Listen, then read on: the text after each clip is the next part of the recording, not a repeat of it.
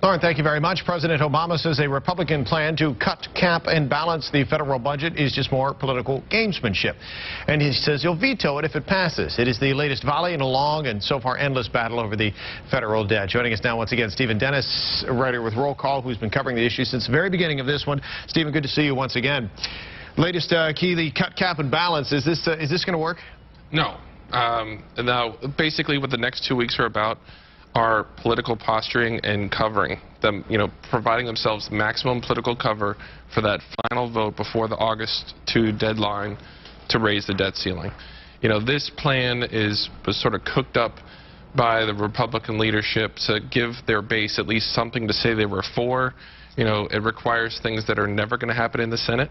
Things like a balanced budget amendment to the Constitution requires 67 votes. They're not going to get that. They might get a vote on that, but they're not going to get it. It also requires huge cuts, $5.8 trillion over the next 10 years. That's never going to pass the Senate either. This is really a way for Republican leaders to say, well, here's our position. But they're having a hard time even getting the votes among Republicans for this plan because so many Republicans have said they won't vote for a debt limit increase no matter what, not even if you have a constitutional amendment attached to it. So it's going to be an interesting vote today because of that question.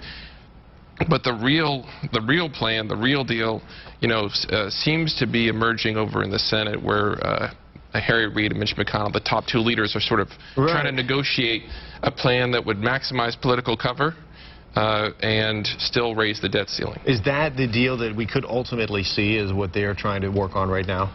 Yeah, and I was told yesterday by some aides that they've sort of put that plan on ice for a couple of days to let House Republicans sort of have their show today. Maybe let Senate Republicans have a similar show where they get to vote for what they wanted to vote for. And then in a few days, we'll see that plan probably come to the Senate floor. And that plan basically pairs a debt limit increase. The Reid-McConnell plan? The Reid-McConnell plan pairs a debt limit increase with another classic Washington dodge, kicking it to a committee. Having a deficit committee that would take a look at the situation and propose, a plan sometime the next 3 to 6 months for floor votes. That's something that's been kicked around Washington for a while. And then they're also talking about adding $1.5 trillion in upfront spending cuts that would take effect. And that's sort of the mini plan, and there may be other things added to it. The way Washington tends to work is when things, can't pass, they start adding more things. It looks like a Christmas tree by the time it's all done. When we talk about what you were mentioning with what Harry Reid and Mitch McConnell were working on now, if that passes the Senate, is the president okay with that, or is he still going to use veto powers? Well, the president is basically going to be on board with the McConnell plan if that's what is the only thing that can get to his desk. The real question all along has been the House Republicans. It's pretty clear that you can't pass a debt limit increase that's a clean debt limit increase with Republicans alone. You're going to need Democrats to vote for it in the House. And that's where you sort of get into this tricky zone where if the cuts are $1.5 trillion, that might not be enough to get Republican votes.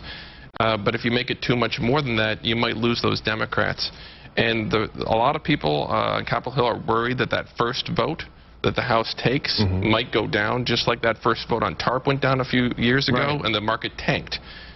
So people are saying, well, we need to make sure that first vote is not on August 2nd. We need to have it a few days before that, so you can have a fallback plan. You can regroup and still not default on the debt. I mean, that August 2nd deadline looks pretty darn real. The Washington Post had a really good graphic that says on August 3rd, the government takes in $12 billion, spends $32.